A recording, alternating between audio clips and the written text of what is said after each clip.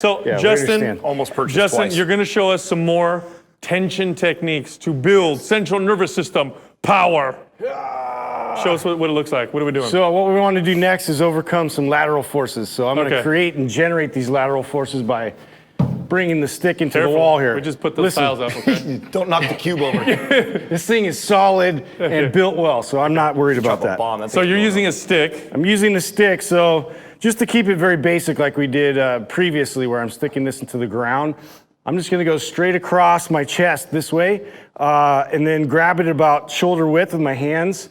Because I noticed that the stick is like, let's see, it's a little higher than belly button. It's a little bit higher than belly button. I could bring it up a bit, but now I'm getting into where I might elevate my shoulders. So I see. That's why I keep it a little bit lower so I can really direct it across without bunching up. Okay. So same applies as far as like posturing goes. I go about hip to shoulder width with my toes, slight bend in the knee, glutes tight, my core engaged, chest is up, and then my chin is neutral. So right when I get into good position here, now I'm going to drive forces into the wall, which are going to reciprocate back.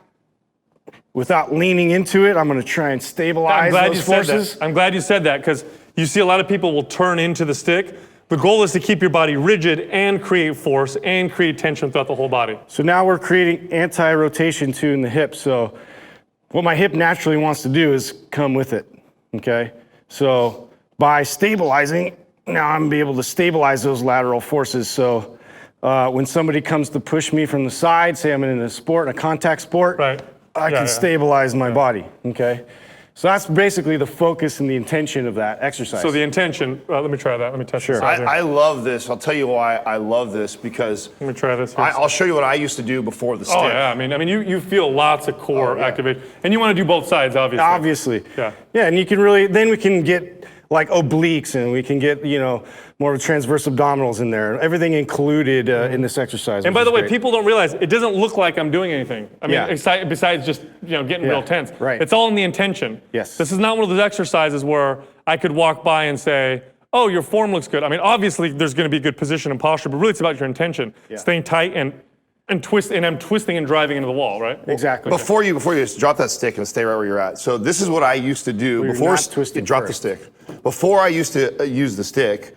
When you get a client, and I know you guys have had this, where they're doing like medicine ball rotations or tosses, and all they're doing, they're not doing it with control or intent, and they're not feeling it where they're supposed to. They feel it in their shoulders, they feel it in their spine. They just want to throw it. They just want to throw it. So what I would do is I would tell them to put their hands out straight like this and together, and then I would want them to push against me. Oh, okay. Which is the same concept, only you're using exact same. And to be honest, a lot of these ideas came from techniques like that when we're trying to activate the core. I used to use those same types of techniques, but now we have the stick to be able to drive to the wall. And later we'll talk about my invention and all that, but we'll get into that. But yeah, that's where you start. But that's something for those that are trainers, or even if you're someone who's watching this and you're gonna go do like a medicine ball toss or a throw or anything that's a rotating type of movement, especially if it's explosive, is to start with this first to get that connection of where you should be feeling it, and then you go into like those tosses. Yeah, and then we can get a little more explosive with it. We can get the hips to rotate with it and get that type of